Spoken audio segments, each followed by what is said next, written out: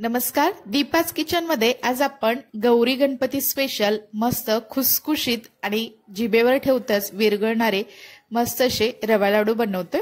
बिना पाकाचे हे रवा लाडू बनवणार आहोत। अगदी 1 तासामध्ये हे लाडू बनवून तयार होतात। अगदी सोपी पद्धत दाखवली आहे आणि लाडू वळण्याची योग्य अशी पद्धत सुद्धा मी आज तुम्हाला ते सांगणार आहे। त्यामुळे तुमचे अगदी परफेक्ट असे लाडू बनले जातात। चला तर मग वेळ न घालवता रेसिपी सुरू करूयात। रवा लाडू बनवण्यासाठी मी ते 2 वाटी इतका बारीक रवा घेतलेला आहे। 2 वाटी रव्यासाठी आपण 1 वाटी इतकी साखर घ्यायची आहे। तसेच अर्धी वाटी इतकं तूप घेतलेलं आहे आणि आवडीनुसार काजू, बदाम आणि बेदाणा तसेच पिस्ताचे काही काप घेतलेले आहेत आणि 1 चमचा इथे मी वेलची पावडर घेतलेली आहे। आता आपण इकडे गॅसवरती कढई गरम करून घेतलेली आहे। कढई हलकीशी गरम झाली की त्यामध्ये सुरुवातीला आपण 2 मोठे चमचे इतकं तूप घालायचं आहे। हे तूप अगदी व्यवस्थित असं वितळलं गेलेलं आहे। आता आपण यामध्ये 2 वाट्या इतका बारीक रवा घालूयात। तर मध्यम गॅसवरती रवा आपण सतत हलवत लालसर रंगावरती भाजून घेणार आहोत। तर इथे महत्त्वाची टिप म्हणजे गॅसची फ्लेम अजिबात मोठी ठेवायची नाही। लो टू मीडियम गॅसवरती हा रवा आपण अगदी लालसर रंगापर्यंत भाजून घ्यायचा आहे। तर इथे तुम्ही बघू शकता मी त्याला साधारणतः 5 मिनिटे भाजून घेतलेला आहे। आता आपण यामध्ये अजून 2 चमचे इतकं तूप घालूयात। तर इथे आपण एकदम सगळं तूप न वापरता 2 ते 3 वेळा थोडं थोडं तूप घालून हा रवा व्यवस्थित असा आपण भाजून घेणार आहोत। तर आता तूप घातल्यानंतर सुद्धा आपण याला अजून 5 ते 7 मिनिटांकरता बारीक गॅसवरती आपण याला भाजून घ्यायचं आहे। तर इथं तुम्ही बघू शकता साधारणतः 10 ते 12 मिनिट झालेली आहेत आणि इतपत हा रवा आपला भाजला गेलेला आहे। परंतु रवा अगदी व्यवस्थित असा भाजायचा आहे, त्यामुळे लाडू अगदी मस्त असे बनले जातात। तर इथे अजून आपण बाकीचं राहिलेलं 1 मोठा चमचा इतकं तूप घालूयात। त्यानंतर इथे आपण बदाम आणि काजूचे थोडेसे काप घालूयात, त्यामुळे अगदी खमंग असे हे काजू बदाम यामध्ये परतले जातील। तर अजून साधारणतः 5 मिनिटे आपण बारीक गॅसवरती हा रवा आपण व्यवस्थित असा परतून घ्यायचा आहे।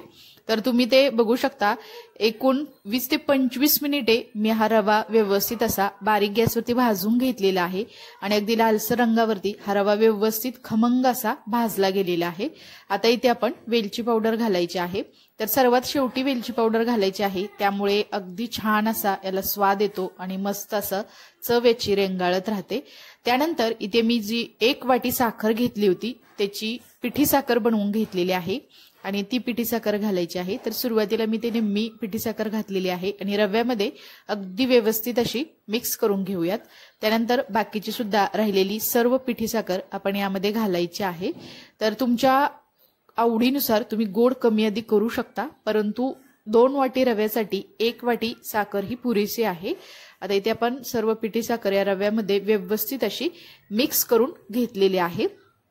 आता इथे हा रवा आपण ह्या चमच्याच्या साहाय्याने व्यवस्थित असं याला प्लेन करून घेऊयात आणि यावरती झाकण ठेवून साधारणतः अर्धा तासाकरता आपण हा रवा थोडासा थंड करून घेऊयात। अर्ध्या तासानंतर यावरील आपण झाकण उघडायचं आहे आणि आता इथं थोडंसं रवा आपण हलवून घेऊयात। तुम्ही इथे बघू शकता अगदी मस्त असा टेक्स्चर आलेला आहे। तर आता आपण हा रवा मिक्सरच्या भांड्यामध्ये घेऊन याला ऑन ऑफ करत काही सेकंदासाठी आपण फिरवून घ्यायचं आहे, त्यामुळे अगदी तोंडात टाकताच विरघळणारे हे मस्त असे रवा लाडू बनले जातात। तर इथं तुम्ही बघू शकता मी याला मिक्सरमध्ये असं फिरवून घेतलेला आहे। तर अगदी याच पद्धतीने आपण बाकीचा सुद्धा हा भाजलेला रवा व्यवस्थित असा मिक्सरमध्ये फिरवून घेतलेला आहे। तर थोडंसं आपण याला हलवून घेऊयात। त्यानंतर यामध्ये पाव वाटी इतकं कोमट दूध घालायचं आहे, त्यामुळे रव्याला छान असं मॉइश्चर येतं, त्यामुळे रवा लाडू अगदी व्यवस्थिताने सहजपणे वळले जातात। तर इथे जेव्हा तुम्ही पिठी साखर घालत असता तेव्हा सुद्धा त्यामध्ये दूध घालून ते झाकून ठेवून थोडंसं कोमट झालं तरी सुद्धा लाडू बांधू शकता, परंतु आज मी हा रवा थोडासा मिक्सरमध्ये बारीक करून घेतलेला आहे, कारण अगदी तोंडात टाकताच विरघळणारे हे मस्त असे खुसखुशीत रवा लाडू असे बनले जातात। वरून थोडंसं तूप घातलेलं आहे, त्यामुळे छान असा स्वाद येतो। आता सर्व हे मिक्स करून घेतलेलं आहे। 10 मिनिटाकरता याला आपण असंच ठेवूयात। तर इथं बघू शकता तुम्ही 10 मिनिटांनंतर रवा अगदी मस्त असा फुलला गेलेला आहे आणि थोडासा असा कोरडा सुद्धा झालेला आहे। आता आपण याचे लाडू वळणार आहोत। तर मी अगदी एकाच हाताने सहजपणे ह्याचे मस्त असे गोल असे गरगरीत असे हे लाडू वळलेले आहे। तुम्ही बघू शकता अगदी सहजपणे याचा हा रवा लाडू हा बांधला जात आहे। अगदी याच पद्धतीने आपण बाकीचे सुद्धा सर्व लाडू बांधून घेऊयात। तर इथे महत्वाची टीप म्हणजे तुम्हाला वाटत असेल यामध्ये दूध घातल्यामुळे याचा वास वगैरे येईल, तर असं अजिबात होत नाही। या अगोदर सुद्धा मी 2 ते 3 वेळा अशा प्रकारचे लाडू केलेले आहेत। अगदी 10 ते 15 दिवस हे लाडू आरामात टिकतात। कधी कधी पाक बिघडण्याची शक्यता असते, अशा वेळेस तुम्ही अगदी 1 तासाभरामध्ये हे मस्त खुसखुशीत असे जिभेवर ठेवताच विरघळणारे रव्याचे लाडू बनवू शकता। इथं तुम्ही बघू शकता मी दुसरा सुद्धा लाडू अगदी या पद्धतीने वळून घेतलेला आहे आणि अगदी सहजपणे हे लाडू तयार सुद्धा होत आहेत। चला तर मग सर्व लाडू अगदी याच पद्धतीने आपण तयार करून घेऊयात। तर इथे तुम्ही बघू शकता आपले लाडू सर्व एकसारखे असे बांधले गेलेले आहेत आणि या प्रमाणामध्ये साधारणतः 30 लाडू आपले बनवून तयार आहेत।